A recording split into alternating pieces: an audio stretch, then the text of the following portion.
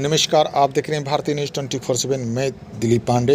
बिहार राजगीर महोत्सव के इतिहास में पहली बार इस साल ऐसा हुआ कि बिहार के माननीय मुख्यमंत्री नीतीश कुमार शामिल नहीं हुए। इस कारण 3 दिवसीय इस महोत्सव का उद्घाटन संध्या के वजह वित्त मंत्री सह जिला प्रभारी मंत्री विजय कुमार चौधरी के द्वारा उद्घाटन किया गया।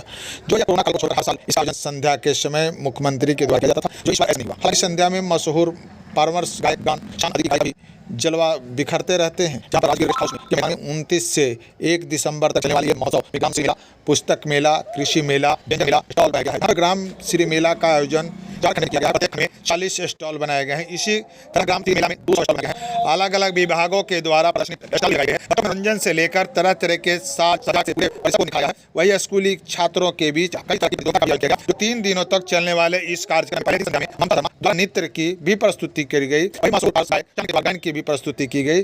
दूसरे दिन आलोक कुमार के द्वारा गायन प्रस्तुति की जाएगी। वही संजीव कुमार पांडे के द्वारा गायन की प्रस्तुति की जाएगी। राघव रेड्डी ट्रूपा द्वारा नृत्य की प्रस्तुति की जाएगी। निजानी ब्रदर्स द्वारा भी गायन की प्रस्तुति की जाएगी। जबकि आखिरी दिन उषा कुमारी द्वारा संस्कृति की प्रस्तुति, नीलम चौधरी नीला द्वारा नृत्य की प्रस्तुति, प्रियंका जीत के द्वारा सांस्कृतिक कार्यक्रम के बाद इंडियन आइडल के विजेता सलमान अली के द्वारा गायन की प्रस्तुति की जाएगी। इस अवसर पर बिहार सरकार के ग्रामीण विकास मंत्री श्रवण कुमार, विधायक राजगीर कौशल किशोर, जिला परिषद उपाध्यक्ष अनुराधा देवी, सचिव विभाग में तमाम मंत्री और गणमान्य लोग उद्घाटन हुआ। वीडियो को आगे देखने के लिए चैनल को देखने के लिए लाइक करें, सब्सक्राइब करें और शेयर जरूर करें।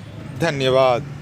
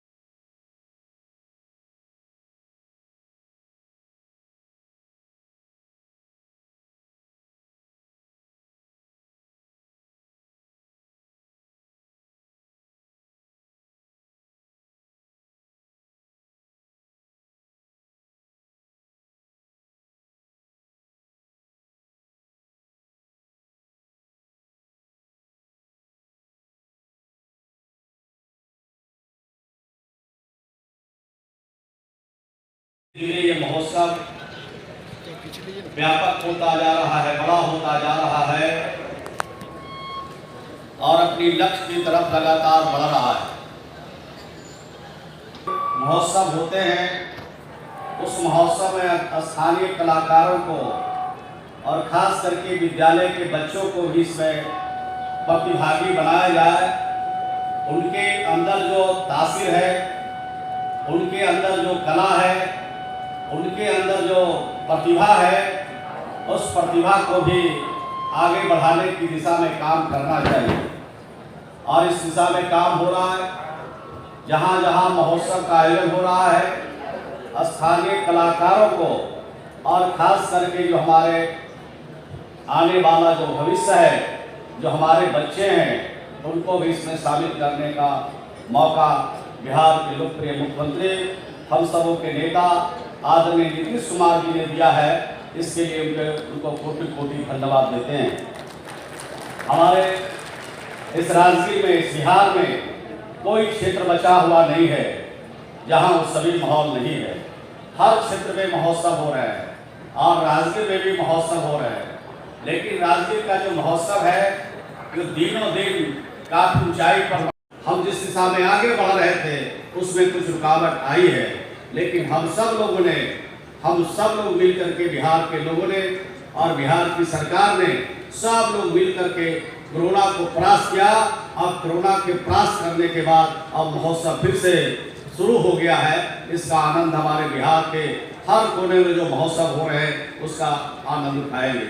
हम बिहार की सरकार और बिहार के मुख्यमंत्री जी को धन्यवाद देना चाहते हैं और कहना चाहते हैं, वो तो है नहीं यहाँ पर, लेकिन जो उन्होंने काम किया है बिहार के लिए और खास करके जो राजगीर के लिए उन्होंने काम किया है वो अद्वितीय है, उसका जोड़ा नहीं लगा सकते हैं। जो लकीर बिहार के लिए और राजगीर के लिए, नालंदा के लिए, गया के लिए जो हमारे टूरिस्ट स्थल है, जो पर्यटक स्थल है, उसके लिए उन्होंने जो लकीर खींचा है, उस लकीर, उतना बड़ा लकीर पूरे देश के भी किसी पर्यटक स्थल में नहीं खींचा जा सका। मैं गर्व के साथ कह सकता हूँ कि पूरे देश में अगर सबसे ज्यादा पर्यटक कहीं जाता था तो उसका नाम गोवा था, लेकिन आज गोवा को भी हम लोगों ने छोटा कर दिया।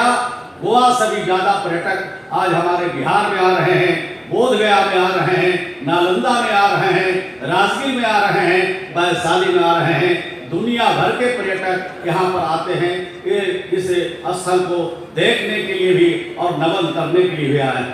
हम सबको मालूम है कि ये धरती बुद्ध से जुड़ा हुआ है, ये धरती महावीर से जुड़ा हुआ है, ये धरती हमारे गुरु गोविंद जी से जुड़ा हुआ है, गुरु नानक। यह जीविका का जो रूप बिहार में नीतीश कुमार जी ने लागू किया है, उसका अनुकरण इस देश के दूसरे प्रदेशों में हो रहा है।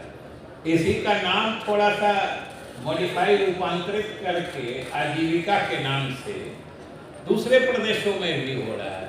और बाहर से, इस देश से बाहर दूसरे देशों के लोग आकर इसको समझ रहे हैं कि इतना बड़ा परिवर्तन लाने वाला कार्यक्रम किस रूप में संचालित हो रहा है, सीखने आ रहे हैं। तो ये आपके प्रदेश के नेतृत्व और मुख्यमंत्री नीतीश कुमार की उपलब्धि है।